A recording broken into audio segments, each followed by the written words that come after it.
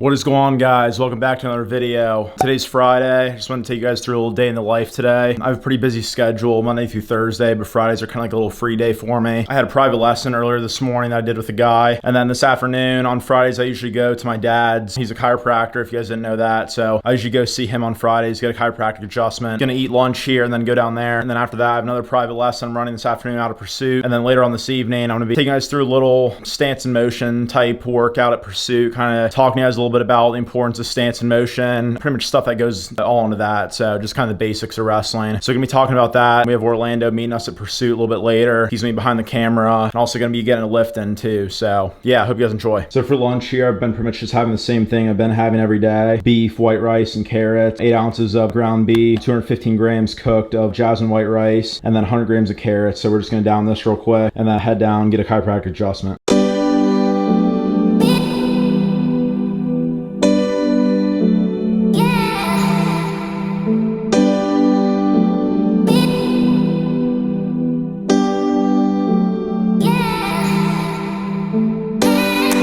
All right, so we're on the way down to my dad's right now to get chiropractic adjustment. I obviously get free adjustments. I'm just gonna talk about some of the things I've been kind of thinking about lately, kind of like the wrestling space.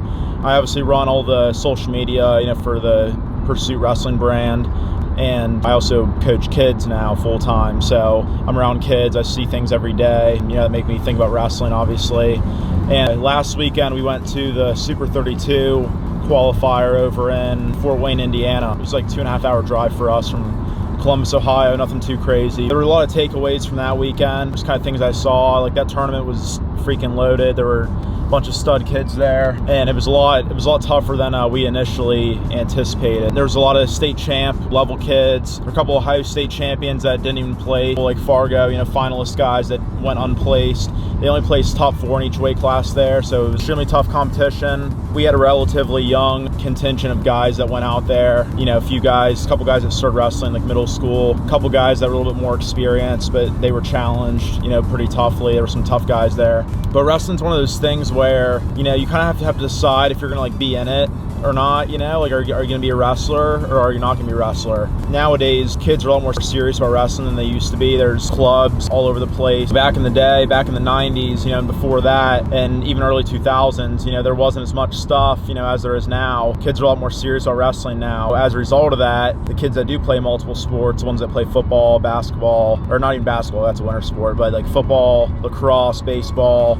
run track in the spring, whatever, run cross country in the fall, those kids kind of get weeded out a little bit, the ones that just want to do wrestling during the season. So I'm not saying like quit your fall sport, or don't play other sports, but I listen to a lot of Nick Perler, who runs Perler Wrestling. He's the head coach of that club, and I watch a lot of his stuff on YouTube. I like the way he thinks, about wrestling. I agree with a lot of the stuff he says. I don't think there's anything that he said that I don't agree with. So, up to this point, I haven't watched like every single one of his videos, but I watch a lot of his stuff. I'm a big fan of his coaching. Wrestling is like gymnastics now, in terms of you really have to be invested in it if you want to do something. You have to be in it year round. It's not just during the season, from November to March when it's wrestling season. You have to be in it year round if you really want to do something special in the sport. Go on to wrestle Division I. It's what a lot of kids want to do. They want to get that Division I scholarship. I wrestled D3, and I had a phenomenal experience wrestling D3. You can still have a phenomenal experience in the sport wrestling D2, D3, NAIA, JUCO, whatever. If you want to go D1, you got to be serious. If you start late middle school, you're a little bit behind the 8 ball, so you have a lot of catching up to do. I didn't start until 8th grade. It's behind the 8 ball, and I wasn't a part of the best high school wrestling program, which made it even tougher for me.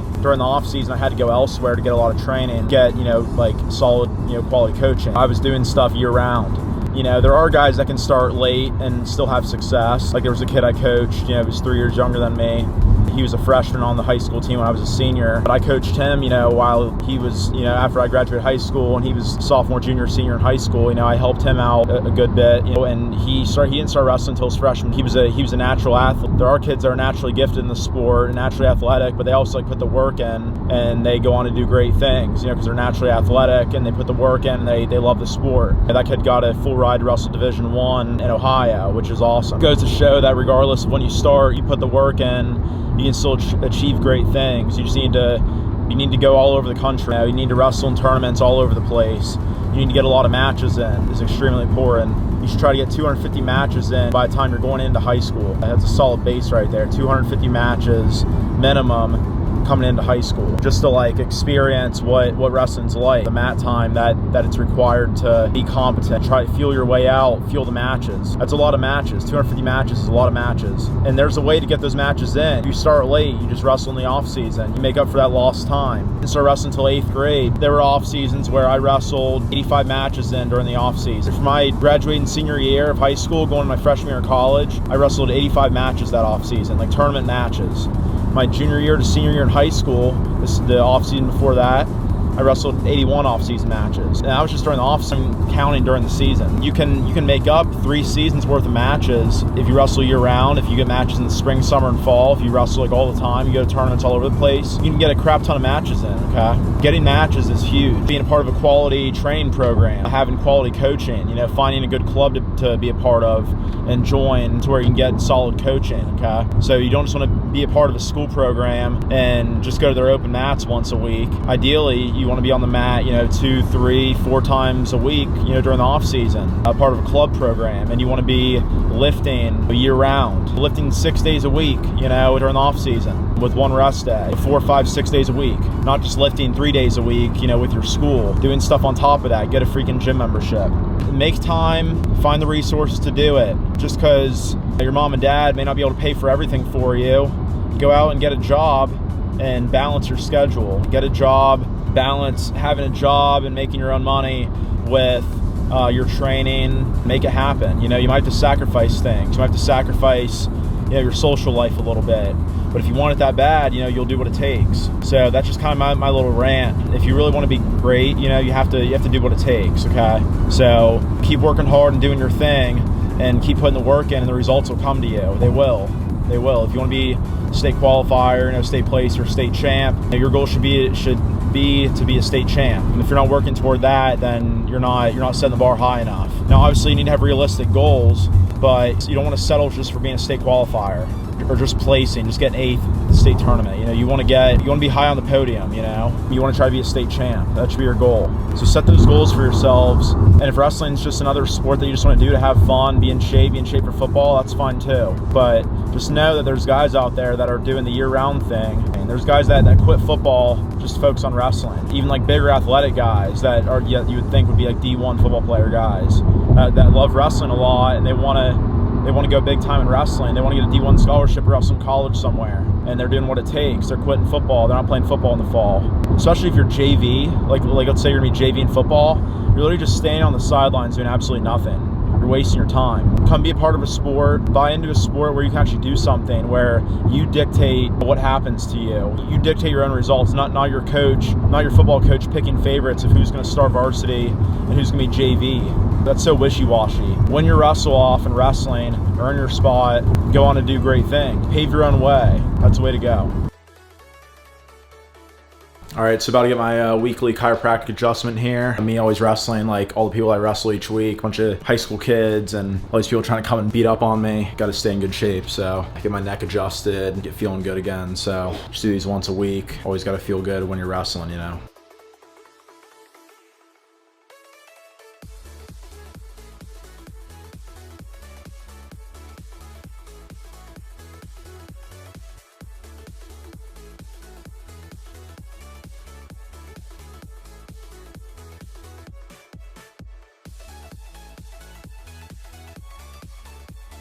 Okay, let's talk about the importance of why chiropractic is important for wrestling. Wrestling is a very rough sport, and it's challenging on the joints. Chiropractic might be able to help in offsetting some of that stress and wear and tear that wrestlers experience on their joints. Wrestlers particularly are vulnerable to subluxations that occur in the shoulders when their shoulders are being torqued back with a power half or some other wrestling move. Shoulders can become subluxated, and then once they're subluxated, there's dysfunction in the joint, and that is going to cause the wrestler to not have as much power and force when using that same joint. to his advantage. Also, wrestlers have a lot of trauma and stress that goes into their necks with hand fighting, as well as when they're trying to fight, getting turned, or even bridging when they're in a pin combination. Neck subluxations are very frequent with wrestlers as well. But one that I notice, especially with the wrestlers that I adjust, is that they all tend to have anterior vertebra in their thoracic area, the upper thoracic. And so they tend to be in a posture where they're bent over, and that causes the vertebra to shift and go anterior. So that when they're trying to get back upright, their posture tends to have a forward perched stance, and they have rounded shoulders too. Once the vertebrae go back to where they're supposed to with adjustments, now they're more upright and their shoulders are back where they belong. I notice when I adjust wrestlers that they're almost always walking around with anterior vertebra from their postural stance from their sport. Also, wrestlers' hips oftentimes get subluxated and get out of alignment. Chiropractic care brings those into alignment very easily. So that's my tip today for wrestlers, is to get adjusted on a weekly basis to make sure that you maintain structural integrity with your joints and be able to participate in your sport for a long time.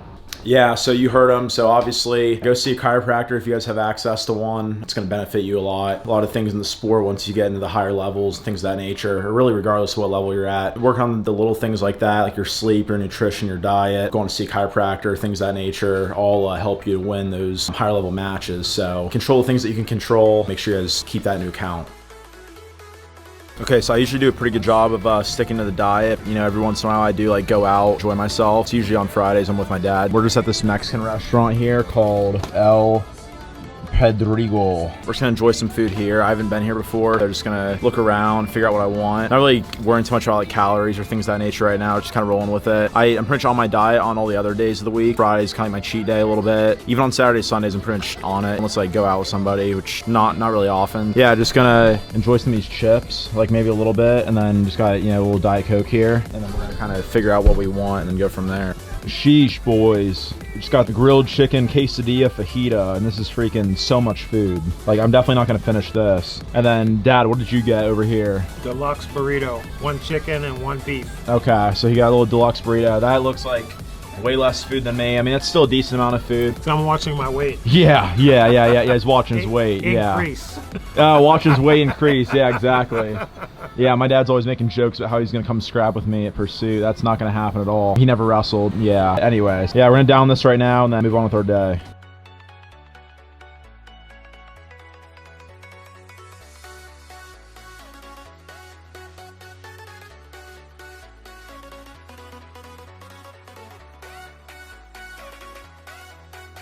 All right, guys, so we're here at Pursuit Wrestling Club. Just got here, had a private lesson I did earlier. A lot of kids don't understand the basics of just being in a good wrestling stance. I'm gonna kind of touch on a lot of these different criteria, things that you need to do in order to be in a good wrestling stance, things that are like non-negotiables, like you have to do this in a solid wrestling stance. Orlando's here now. He's gonna be behind the camera filming, kind of explain some of the stuff that we're doing here. We're gonna get into a little lift later. All right, guys, so the first thing you wanna do when you're in a solid wrestling stance is you wanna pick a lead leg. A lot of kids be in their stance, though the problem is that they're changing their lead legs the entire match. They're walking back and forth, moving their feet back and forth like this, changing their lead legs. And so when you're in a wrestling stance, you want to have one leg in front the entire time, and you don't want to deviate from that the entire match. You want to keep the same leg in front the entire match. You don't want to ever change your lead leg. And the thing about most kids is they like to argue, oh, well, what if I shoot on both sides? It's like, dude, no, you don't, okay? You don't shoot on both sides. You only shoot on one leg. You're not freaking Jordan Burroughs or whoever it is, where you can just hit shots to both sides crisp. You need to figure out what side is your lead leg, what side feels good to you, hitting your high crotch or your single leg, whether you're a righty or you're a lefty, and you need to master those shots, and you need to keep that lead leg in front your entire match. For me, I'm a righty, so I keep my right leg in front the entire match. I hit a righty high crotch and a righty single. Those are my two go-to primary takedowns. When I'm in my stance, I have my lead leg in front. I want to have my chest over my lead leg knee and my lead leg knee over my lead leg toe. If I were to draw a line from my chest all the way down to my toe, the line would touch the top of my chest, it would touch my knee here, and then it would touch my toe all at once. That's how you know you're in good position. Chest over knee, knee over toe. And I'm moving in my stance. My back foot is called my trail leg. My trail leg is gonna kind of be pointed kind of out diagonally here. It's not gonna be pointed straight ahead like this. This is awkward and weird. It's gonna kind of point it out naturally. My knee naturally kind of wants to flare out anyway on my trail leg side. I'm just gonna flare this knee out. I have my lead leg, my lead toe in front pointing forward. My trail leg toe is pointing outward diagonally. Chest over knee, knee over toe. I'm in a good stance. My head is up, my back is straight. Those are the first two rules of positioning wrestling. My elbows are tight, my hips are in, my knees are off the mat, and I always have pressure going forward. So those are the 6 rules of positioning. Head up, back straight, elbows tight, hips in, knees off the mat, and pressure. When all 6 rules of positioning are accounted for in wrestling, regardless of the position, top, bottom, neutral, you're most likely going to win the position. You have a greater chance of winning the position if all 6 of those things are accounted for as opposed to not being accounted for. We talked about lead leg and trail leg. Now, when I move in my stance, watch me move in this circle here, my lead leg stays in front the entire time. I'm taking short steps. I'm not taking big steps where I'm overextended. Pretend that there's a shoestring tied in between your feet or a piece of string or rope. The same amount of step that I take this way with my lead leg, I want to take the same amount of step with my trail leg. I don't ever want to take a big step this way, and I also don't want to take a big step to where my feet are now too close together. I want to match my step. The same step with my lead leg, the same step with my trail leg.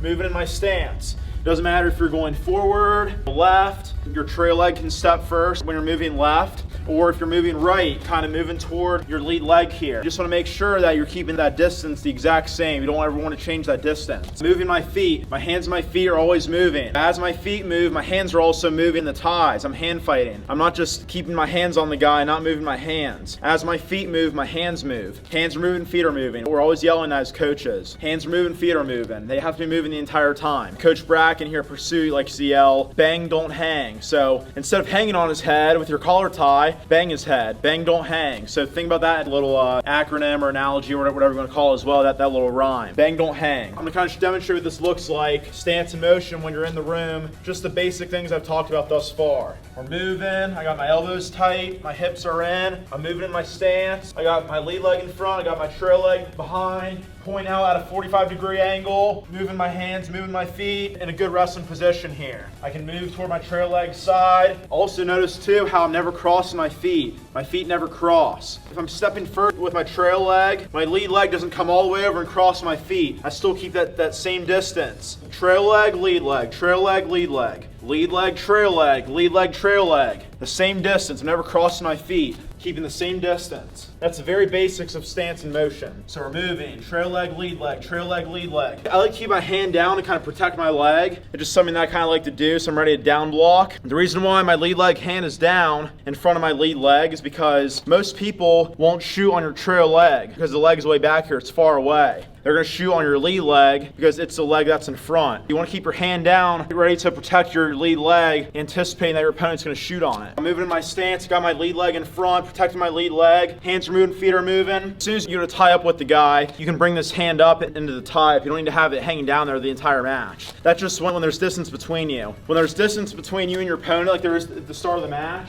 when you line up on green, he lines up on red, you don't want to be reaching with your hands. We don't ever reach with our lead leg hand because it's super easy for our opponent to post up our hand and get in on our legs. So we always engage when there's distance between my opponent and I always engage with my trail leg hand, which is my left hand because I'm a righty. So my left hand engages, my right leg is my lead leg, left hand engages. Once I make contact and I engage, that's when I can bring my right hand up and now get into my tie and then pull the trigger on my leg attack.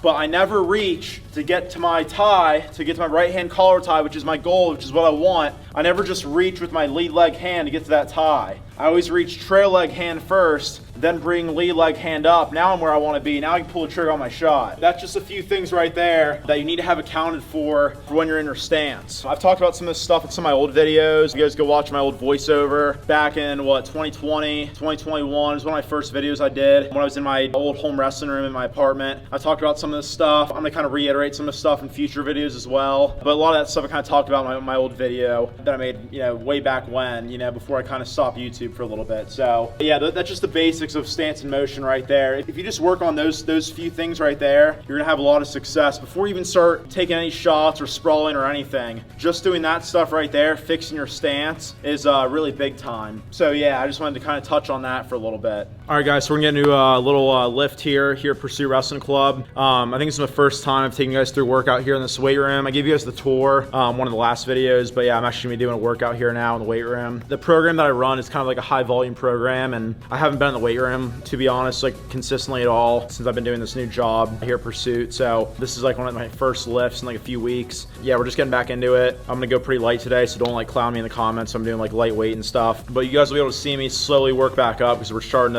starting to, you know, trying to film consistent videos again. That's gonna kind of hold me accountable to kind of be in the weight room consistently, so I can like actually look good for social media and not look like small and everything. So today we're hitting legs. Just like I said, just gonna go light. I don't want to be able to like not walk tomorrow, so just gonna be a light one today. Yeah, just gonna start with some squats here. So we're gonna get right into it. I'm not gonna talk about anything I do here. Just gonna put some music over it and go from there. So enjoy the workout. Sometimes we forget why we're here. It's easy to fall off track. These help us remember. These battle scars don't look like they're faded, don't look like they're ever gone away. They ain't never gonna change. These battles. Growing up I had a dream, something no one else could see. Tell me what it means when your faith is falling beneath your knees and you can't breathe. Everything you see reminds you of what you're not or something you won't be. You gotta take what you're given, that's how we live it. Don't be mad at the system, it's simply how we've existed. I hear a lot of people talking like they politicians and choose to be an accountant because it's safe in the business. Not because they wanna do it, just because they heard it pays. And who the fuck wants to be poor knowing that's how we've been raised? Society is getting heavy, I can feel the weight. The pressure of success is like 100 million pounds of shame. And that's the reason I'm staying up late, trying to find a way to escape the stereotypes this day and age is making me feel like the only way I'll be happy is getting signed to a label and making money through rapping. I wanna share my emotion because this world is attacking the very principle of life that lets the people be happy. If you don't have a reason to breathe, why even live? These battle scars are impressions of everything that it is.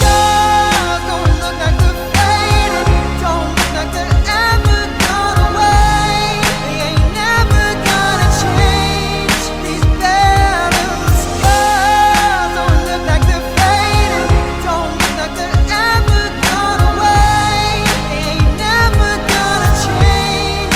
These battles. Now, if I had a voice that reached 100 million people, I'd tell them there's a reason that we're all created equal. Cause some decide to be great and some decide a sequel to an average person's life is simply what they want to be. So you make your decision, all I know is what I'm given. Won't define the life I lead or the way I dwell in existence.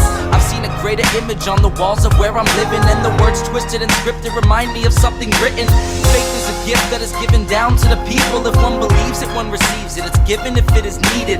Don't ever think you're trapped in a life that you never wanted. Your options are infinite, that's some mathematical logic. I'm not saying I'm a prophet, I'm speaking for what it's worth. These lyrics define my prayers and these battle scars on my church. Not saying I'm a prophet, I'm speaking for what it's worth. These lyrics define my prayers, these battle scars on my church. Don't look like they're faded, don't look like they're ever gone away. They ain't never gonna change. These battle scars don't look like they're faded, don't look like they're ever gone away. They ain't never gonna change. These battles. All right, so post-workout meal. I already got it cooked up, obviously. Take a look at this, guys, in here in this refrigerator. Look at this whole stack of just meals that I have prepped up for the next few days. I've been working on getting all these ready. You know, this is what it takes to be shredded. I did 35 minutes of cardio. I want to pick this one in the back. My chicken and rice meal. I got more. I still have more I have to make, but I like to get these ready in advance, man. So I got a whole stack here. This is what we're gonna have now. We got 6 ounces of chicken, 100 grams red bell pepper, and 215 grams jasmine white rice. We're gonna heat this up right now. All right, so post-workout meal here. Protein shake here, 16 ounces skim milk, 2 scoops whey protein. Gonna down this real quick. That's gonna be the video, guys. Thank you for tuning into this video. I know it's kind of a long one. I have a lot of footage to edit, get this down. Just a little day in the life vlog. Been a little bit inconsistent, but trying to, get back on the grind. Eventually, I was just talking with Orlando. We're gonna start outsourcing this editing stuff to him, so I don't have to edit all this footage because it's just a lot. Balancing this with a full-time job and everything. Right now, I've been consistent, filming 1 video a week. We're gonna try to keep that the pace right now. Pumping out 1 video a week. We're gonna, hop on that. So yeah, be on the lookout for 1 video a week. Buy shirts and stuff from Pursuit. Buy any of the gear, anything like that. Support links down below. And yeah, I appreciate you guys tuning in. Be sure to like, comment, subscribe, and I will see you guys in the next one. Peace.